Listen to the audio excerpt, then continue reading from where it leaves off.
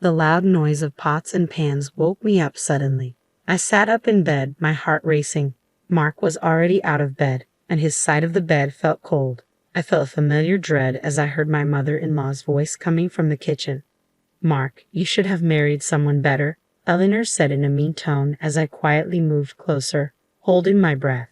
Even after 25 years of hearing her put me down, her words still hurt. I hoped Mark would finally stand up for me, but he stayed quiet, like always. I walked into the kitchen, trying to be brave. "Good morning, Eleanor." She turned around quickly, giving me a mean look. "Oh, look who finally decided to join us," she said sarcastically. Before I could say anything, she started complaining about how I keep the house. She criticized everything from the dish towels to how I load the dishwasher. Mark kept busy with his coffee, avoiding my eyes, even though I was silently asking for his support.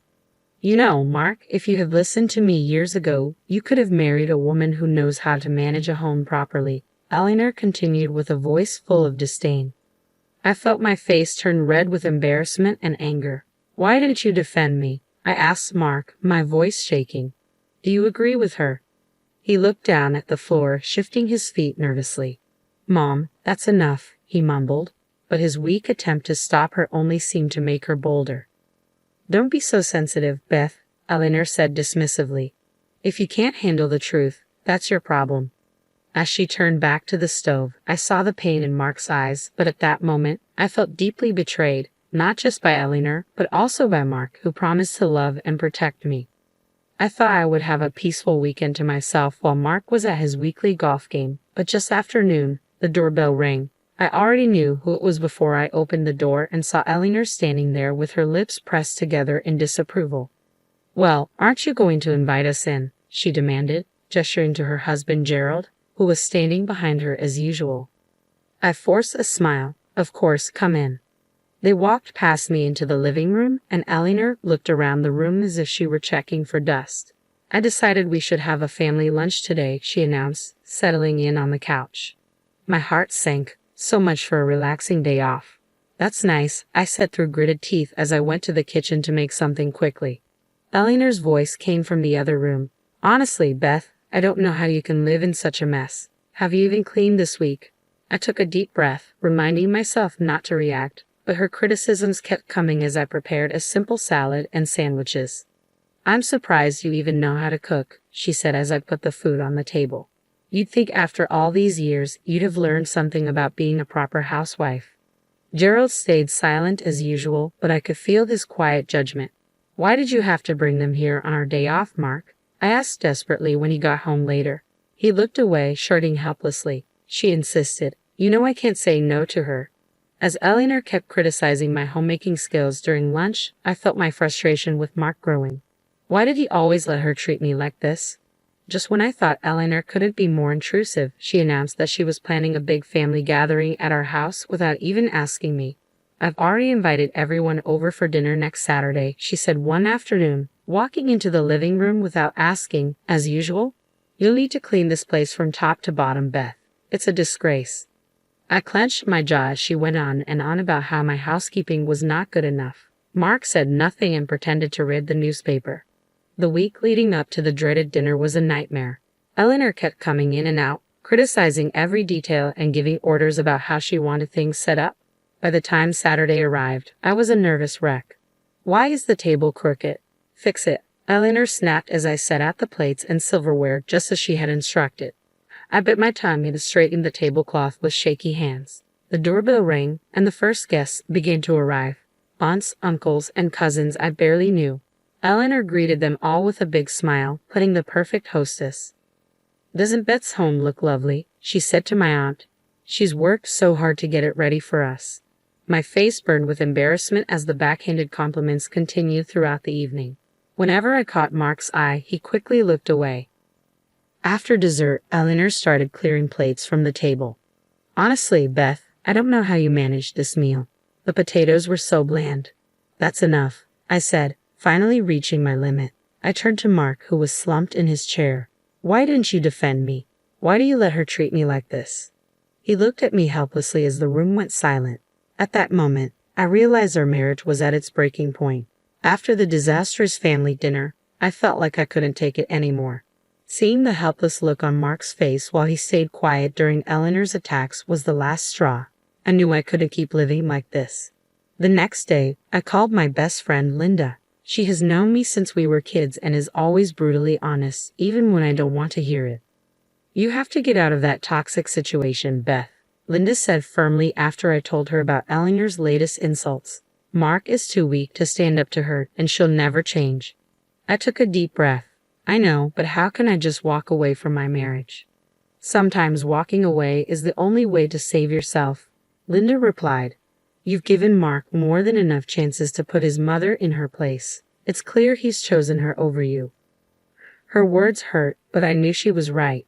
As much as I loved Mark, I couldn't keep exposing myself to Eleanor's cruelty and his unwillingness to act. Over the next few weeks, I started pulling away from Mark and focusing on my own life. I took up gardening again, something I had always enjoyed but Eleanor had mocked as a silly hobby.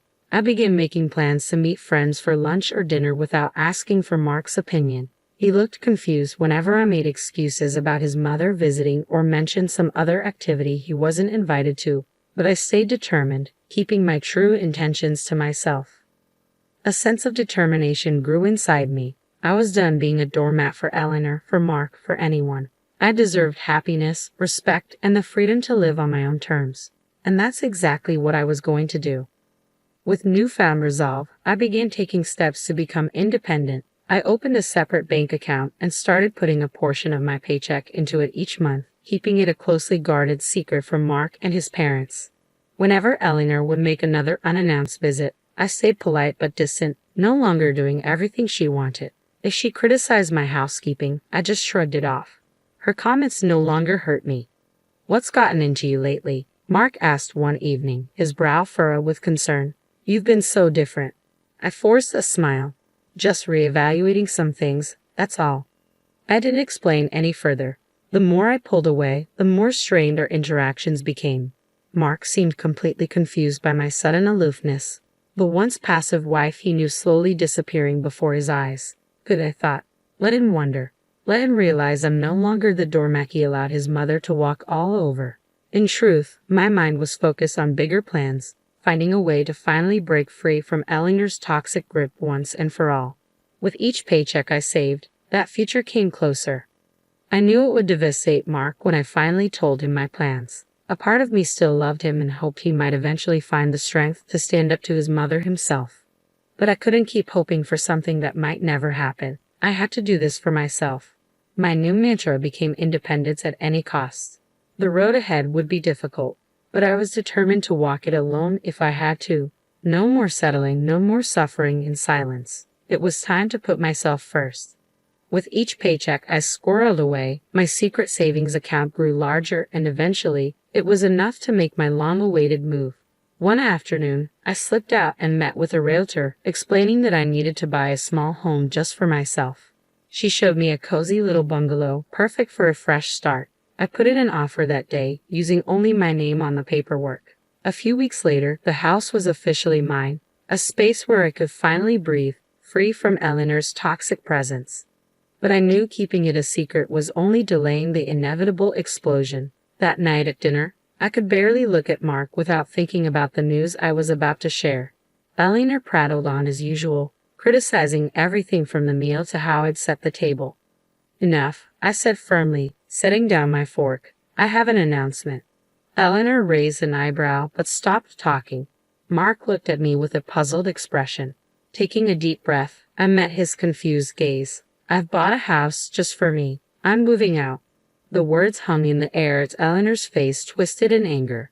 "You ungrateful little, how dare you make decisions like that without consulting me?" she yelled. "That's just it, Eleanor," I replied calmly. "It's my decision, not yours. I don't need your permission or approval." Mark seemed to shrink in his chair as his mother continued her tirade. I waited for him to speak up, to defend me like he never had before, but he stayed silent and sullen as always. In that moment, I felt both liberated and heartbroken. Leaving was the right choice, yet Mark's passivity showed how little he valued me after all these years. "Mother, stop," he finally mumbled. "Beth deserves her peace." After I announced my decision to leave, an uneasy silence fell over the house. Eleanor had stormed off in anger, as I expected, but it was Mark's lack of reaction that hurt me the most. He sat there with his shoulders slumped, unable to look at me, as if I had just blindsided him instead of standing up for myself after years of torment. "Well?" I asked when the silence dragged on. "You've had plenty of chances to defend me against your mother's cruelty. What are you going to do?" Mark opened his mouth, then closed it again. I could almost see the struggle within him, a lifelong tug of war between his controlling mother and his desire to please everyone. I'm sorry, Beth," he finally said, his voice barely a whisper. "You're right. All this time, I've let my mother walk all over you, over us." He dragged a hand down his face, looking suddenly much older. "I realized tonight that if I don't stop this now, I'm going to lose you for good, and that's my worst fear." Tears filled my eyes despite my determination. Hearing him actually acknowledge the dysfunction and admit how much he failed me broke through the wall I'd built. "For once in your life, you need to choose," I said, my voice trembling. "Your mother or me, because I won't live like this any longer." Mark's jaw tightened, and I saw a flicker of determination I hadn't seen in years. "I choose you," he stated firmly. "I'm done with my parents' toxicity. If they can't respect my life with you, then I'm done trying to please them." In that moment, I felt a glimmer of hope that maybe, just maybe, Mark could find the strength to prioritize me in our marriage. But I knew this was just the first of many challenges we have to face. After Mark declared he was choosing me over his toxic parents, I felt a bit hopeful about our marriage. But I knew rebuilding trust wouldn't happen overnight. We had years of hurt and dysfunction to work through. In the days that followed, Mark seemed more confident in his decision. He stopped taking Eleanor's calls and ignored her increasingly angry voicemails demanding explanations. "I finally feel free," he admitted one evening over dinner, "like a weight has been lifted off my shoulders." I smiled cautiously, still afraid to get my hopes up too much. "I'm glad you're seeing things clearly now, but you know your mother won't give up easily." Sure enough, within a week, Eleanor showed up unannounced, banging angrily on the door. "Mark, you can't shut me out like this. We're family." To my surprise, Mark didn't even flinch. He just pulled aside the curtains to reveal her red, angry face and then turned his back. "I think you should leave, Mother," he said calmly. "Beth and I have made our decision." Eleanor continued to shout and argue, but Mark stayed firm. I could see the anger in Eleanor's eyes as she realized she had finally lost her control over her son. After Eleanor stormed off, Mark turned to me with a sheepish smile. "I should have done that years ago. I'm sorry it took me so long to put you first, Beth." Tears welled up in my eyes as I looked at the newly confident man before me, so different from the passive person he had been. "I'm just glad you finally saw the light," I said, pulling him into a hug. It would take time to fully regain my trust, but in that moment, I felt a deep sense of hope for our future. A future for just the two of us, finally free from Eleanor's toxic influence.